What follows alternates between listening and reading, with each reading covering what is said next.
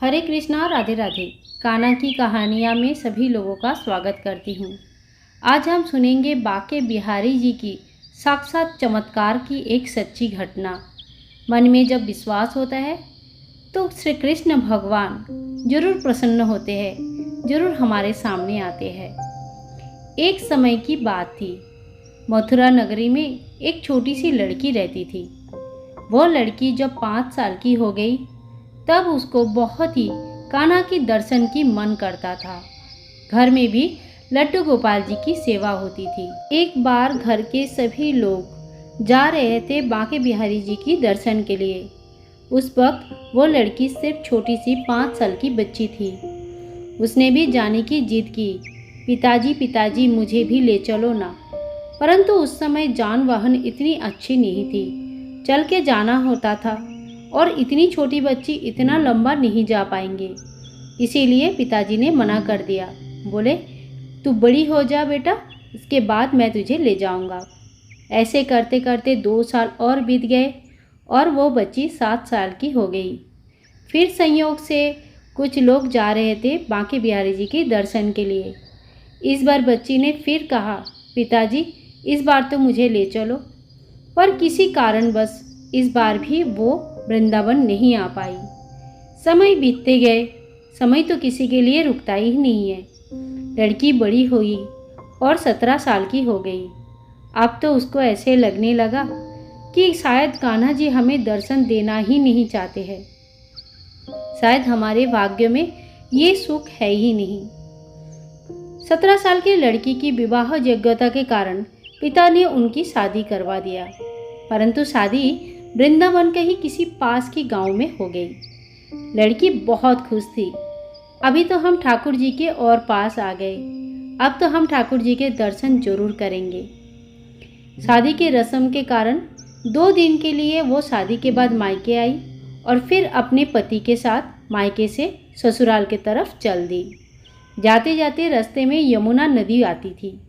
यमुना नदी के तट में उनके पति उनको बैठा के बोले, तुम इधर ही बैठो, मैं थोड़ा नहा के आता हूँ। बड़ी सी घूंघट डाल के वो लड़की वहीं पे बैठी रही। गांव है, आसपास कितने लोग होंगे, कोई बड़े बूढ़े भी देख लेंगे तो बड़ी बदनामी होगी। यही सोच के लंबा घूंघट टांग के वो बैठी थी और अपनी पति की इंतज़ार कर रही थी।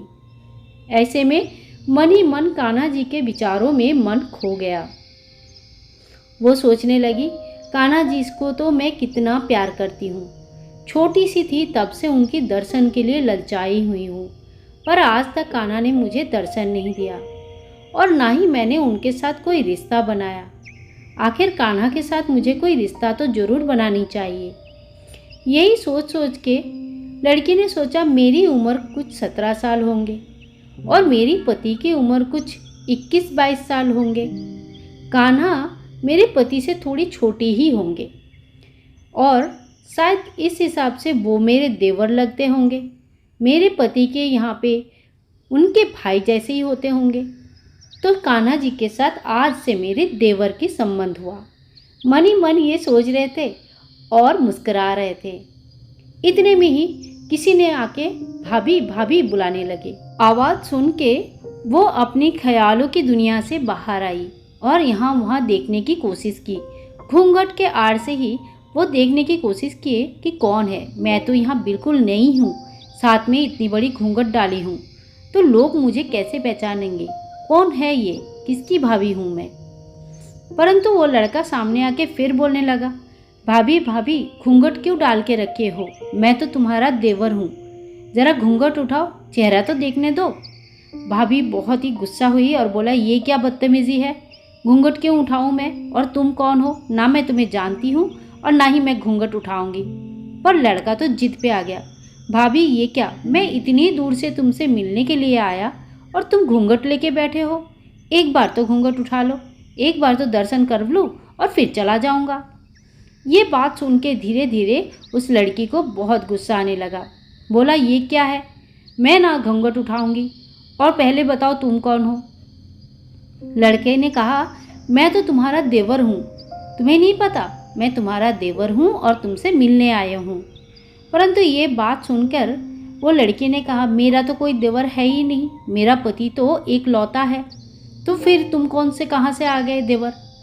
पर वो लड़का बिल्कुल मान ही नहीं रहा था और छट करके उसने घूंघट उठाया और जैसे ही भाभी के दर्शन हुई वैसे ही वहाँ से जोर तेज से भाग गया। कुछ समझने से पहले ही वो लड़के गायब हो गया। लेकिन जब उसने घूंघट उठाया तब देखा कि काला सा पतला सा बहुत सुंदर सा एक लड़का था जो कि बहुत तेज दौड़ के भाग गया और कहाँ चला गया। थोड़े देर में उस लड़की की पति वहाँ वापस आते हैं। लड़की ने पूरी कहानी अपनी पति को सुनाते हैं। पति कहते हैं कि ये बहुत छोटी सी जगह है, हर कोई एक दूसरे को जानते हैं, किसी दिन वो लड़का मिले ना, उसका हड्डी पसली एक कर दूंगा, तुम चिंता मत करो, चलो घर चलते हैं। दोनों घर आ गए।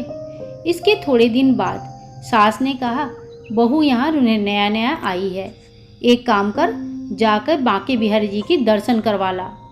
पति और पत्नी दोनों बांके बिहारी जी के दर्शन के लिए चले गए। जैसे ही पट खुले, बांके बिहारी जी की दर्शन के लिए सामने खड़े हो गए सब लोग, तो वो इतनी लंबी घूंघट डाल के वो लड़की फिर से खड़ी हो गई।